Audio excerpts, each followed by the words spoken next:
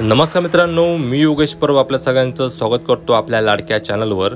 आणि आज आम्ही तुमच्यासाठी घेऊन आलेलो आहोत अतिशय पारंपरिक अशी रेसिपी, आणि जी माझ्या मते यूट्यूबवर पहिल्यांदाच आमच्या चॅनलमार्फत तुम्हाला बघायला मिळेल, जिचं नाव आहे वटाचं सार। तर हे दुर्मिळ असं वटाचं सार कसं करायचं यासाठी आमचा व्हिडिओ शेवटपर्यंत नक्की बघा।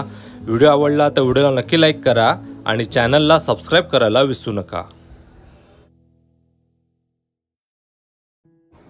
आज काय करूचा? वटाचा सार। वटाचा सार? मी तर पहिल्यांदाच ऐकतोय। जरा वटाबद्दल माहिती सांग, काय असतं प्रकार? वट या रतांब्या कशी रतांबे धरतात आमचुला, तशी ही फळा धरतात। त्याचं झाड मोठा खूप असतं, रतांब्यापेक्षा याचं झाड मोठा असतं, पानं एवढी मोठी असतात त्याच्यासाठी, निवाच्या पानासाठी। आणि ही फळा तशी ह्याच्यासाठी धरतात, सीतेफळासाठी, पण ती लबलबीत असते। सीतेफळा ताट आणि ही लबलबीत। रंग कसलो असतो? रंग बाहेर पिवळो आणि आतमध्ये असं लालूसलं।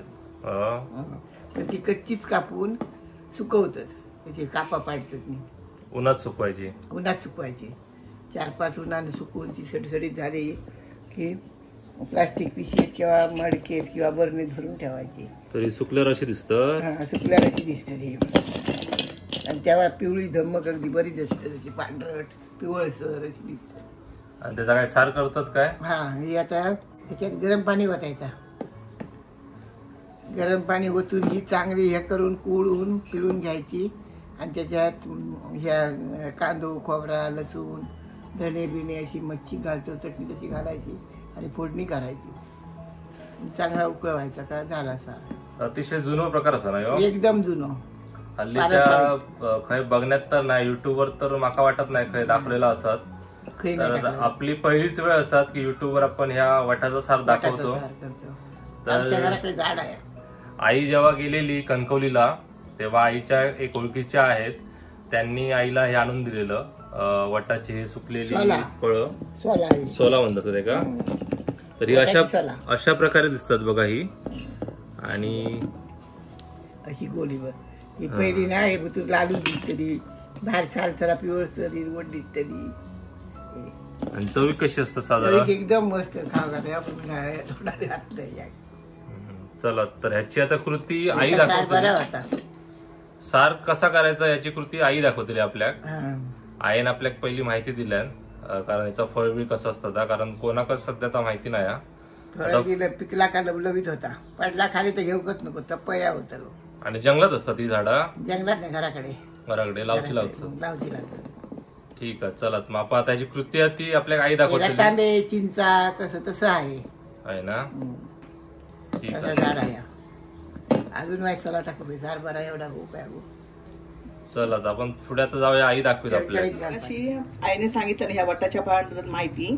तर पूर्वी म्हणजे 40-50 वर्षापूर्वी ना ही झाडं अस्तित्वात होती, आणि ज्या लोकांना उपजीविकेचं दुसरं साधन कोणतं नव्हतं ना, तेव्हा लोक काय करायची, ही फळं आहेत ना कच्ची असं नाही बघा दिसतात तुम्हाला, ही अशी याची भेकलं करायची, हे काप जशी आपण आंब्याची कसं अशा भेशी करून सुकवतो त्या पद्धतीने ह्याची भेशी करून अशा सुकवायची। हे आणि सुकवल्यानंतर ना ते विकायची बाजारात नेऊन, की ते ह्याला खूप किंमत त्यावेळेला होती। ह्याचा बहुतेक ह्याचा उपयोग त्या लोक जे व्यापारी होते ते विकून त्याच्यापासून आमचूर पावडर बनवायची, जे आपण आता नवीन ह्याच्यामध्ये वापरतात ना आमचूर पावडर ती। तर अशा प्रकारची वटाची ही काप भेदकं, नंतर हिरवे रतांबे असतात, ते हिरवे रतांबे सुद्धा कापून ना ते सुकवायचे, आता त्याला दोडा म्हणतात, आणि ह्याला चांगली किंमत यायची। आणि त्याचाच उपयोग मला वाटतं ते त्याच्यासाठी उपयोग करत असतील की आमचूर पावडर बनवण्यासाठी। तर अशा प्रकारची ही वटाची फळं, आणि खरोखर ह्याचं सार सुंदर लागतं। आम्ही लहानपणी खाल्लेलं आहे आमच्या केलेलं, तर ते तुम्हाला दाखवण्यासाठी मी ही मुद्दा मला माझ्या भाचीने, निरोमची माझी भाची आहे, तिने मला ही गीताताई म्हणतो, गीताताई तिने मला ही फळं दिलं, मामी तुला ही देते म्हणून, तर मी घेतली मुद्दाम तुम्हाला दाखवण्यासाठी याचं सार कसं होतं।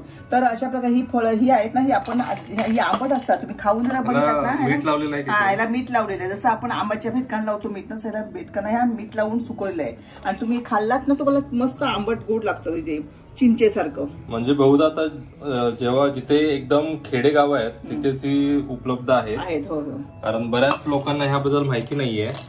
पण आपल्या व्हिडिओच्या मार्फत आता नक्कीच बऱ्याच लोकांना याची माहिती मिळेल. तर याचं हे ना आंबट गोड छान लागतं. तर आता हे काय करायचं पहिल्यांदा, तर हे मी पहिल्यांदा साध्या पाण्याने धुवून टाकणार आहे आणि नंतर त्याच्यामध्ये गरम पाणी ओतून ठेवणार आहे. गरम पाण्याने ते काय होईल, जरा हे मऊ होतील आणि मग त्याचा असं चांगला आपण गुळ त्याचा रस काढून फक्त घ्यायचा आहे. हा, तर मी ही धुवून ठेवते. आणि त्याच्यासाठी सामान म्हणजे सार करण्यासाठी साहित्य कोणतं लागणार आहे, ते आपलं नेहमीचं साहित्य बघा. हे टोमॅटो किंवा माशाच्या साराला लागतं. तर मी 7-8 मिरच्या घेतल्या, जसं आपल्याला तिखट होऊ त्याप्रमाणे. कोणत्या मिरच्या आहेत? ह्या बेडगी मिरची. नंतर हे खोबरं घेतलंय, छोटी कवळ अर्धी हळद, बडीशेप, धणे, नंतर हा अर्धा कांदा आहे आणि 4-5 लसणीच्या पाकळ्या. हे सगळं आपण काय असं मिक्सरला ह्याची चटणी वाटून घ्यायची आहे. आणि तर हे मी ह्या वटाच्या हे जे सुकवलेल्या भिजक्या आहेत ही स्वच्छ धुवून घेते आणि गरम पाणी त्याच्यामध्ये ओतून घेते. हे बघा मी धुवून घेतली ती. आता ह्याच्यामध्ये गरम पाणी होते बघा, चांगलं कडकडीचं पाणी मी ओतून ठेवणार आहे, कारण ही मग मऊ होतील त्याच्यामुळे. आणि मग आपण काय करायचं, मऊ झाले की नंतर पाणी थंड पण होईल की नंतर आपण ह्याचा चांगला असं हे करून त्याला स्मॅश करून त्यातला आपण काय करायचं, जसं आपण चिंचेचा कोळ घेतो तसा ह्याचा कोळ घ्यायचा आहे, त्या सारामध्ये घालायचा आहे. तो पण मी हे भिजू दे, मी चटणी वाटून घेतली.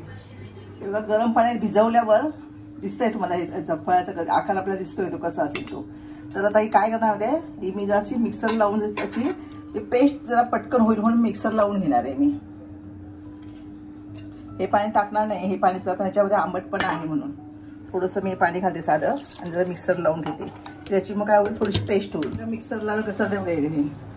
आता मी हे जे पाणी आहे ना आपण भिजत घातलेलं, हे पाण्याचा तुम्ही चव बघा, त्याची ती सुद्धा आंबट लागते चव त्याची. हे चिंचेसारखी आंबट गोड अशी तशी चव लागते. तर त्याच्यातच हे आपण जे वाटून घेतले ना हे घालणार आहे. आणि नंतर आपण हे गाळून घ्यायचं. फक्त त्यातलं पाणीच आपण वापरायचं आहे, जो चोथा आहे तो नाही घालायचा आतमध्ये, पण खूप आंबट होईल त्याच्यासाठी. तर आता आपण हे मिश्रण जे लावून घेतलं होतं ना मिक्सरला वटाचं त्या फोडींचं, ते मी इथं काय ते ह्या फडक्यामध्ये गाळून घेते, वस्त्र गाळ करून घेते. हा चांगला आहे फडका, स्वच्छ धुवून घेतलेला. मी चपातीसाठी वापरते, शेकण्यासाठी, फिरवायला. तर हे बघा तुम्ही बघताय, हा कोळ तुम्हाला चिंचेच्या कोळासारखा दिसेल, ठीक आहे नाही. तर असं चांगलं पिळून घ्यायचं आणि सार फोडला घातल्यानंतर त्याच्यामध्ये हे घालायचं आहे. दुसरं त्याच्यामध्ये कोकम वगैरे काय घालायची गरज नाही आहे, कारण इतकं ते आंबट आहे चांगलं, भरपूर. बघितलं मी चव घेऊन, खूपच आंबट आहे. तर हा कोळ आणि हे मी वाटप साराचं केलेलं ते मी घालणार आहे. तर आता फोडणी तुम्हाला दाखवते कशी करायची. गॅसवर टोप ठेवलाय फोडणीसाठी. आता त्याच्यामध्ये 2-3 चमचे तेल घालते. तेल चांगलं टाकू द्या. हे बघा आपण माशाच्या साराला किंवा टोमॅटो मोहरी टाकत आहे माशाच्या साराला, पण मी त्यात थोडीशी मोहरी टाकणार आहे. किंचित थोडंसं जिरं, हे आपल्या आवडीनुसार आहे, तुम्हाला आवडत असेल तर घालायचं आहे. नंतर हिंग फार महत्वाचं आहे. आपण आंबट खातो ते आपल्या बाजूने त्रास होऊ नये, सर्दी होऊ नये, खोकला होऊ नये यासाठी आपण हा हिंग घालायचा आहे. हा पाचक आहे. आणि नंतर ते ठेचलेल्या लसणीच्या 4-5 पाकळ्या काय घालणार आहे. हा थोडासा कांदा किंचित हे बघा एवढा कांदा घेतलाय. कांद्याने चांगली चव येते. पूर्वीची लोक काय लसूण वगैरे नव्हती, हिंग मोहरी असं काय नव्हतं, नुसतं कांदा सर्कुलात करायची, सर्कुलाची वेगळी चव, चुलीवरच्या सर्कुलाची. तर आता हे आपण त्याला चव येण्यासाठी आपण गॅसवर करतो म्हणून हे वेगवेगळे पदार्थ टाकतोय. तर हे कढीपत्त्याची 4-5 पानं. आता हे मिश्रण चांगलं तापलं, हे बघा चांगलं आपल्याला येतोय वास येतात, कारण हिंग मोहरी चांगली तडतडली आहे. आता मी पहिल्यांदा हे आपण जे साराचं वाटप करून घेतलं होतं ना ते वाटप घालते. आता ह्या साराला उकळी आहे पण आपण वाट बघायची आहे. त्यापुढे आपण त्याच्यामध्ये चवीनुसार त्याच्यामध्ये मीठ घालून घ्यायचंय, हे बघा. आणि ह्याला ह्या साराला उकळी यायला द्यायची. उकळी आली की मग आपण ते वटाच्या बेदकांचा जो आपण रस काढलेला आहे तो रस आपण त्याच्यामध्ये मिक्स करायचा. तर उकळी येण्यासाठी मी त्याच्यावरती झाकण ठेवतो. आपण कढी यायला ठेवलं होतं, हे बघा साराला चांगला कड आलाय. हे सार आहे ते आपण म्हणजे जो आपण माशाची आमटी किंवा टोमॅटो सार करतो त्या पद्धतीनेच करायचं आहे. आता मी त्याच्यामध्ये हे वटाचा जे रस काढला होता तो आतमध्ये मिक्स केला आहे.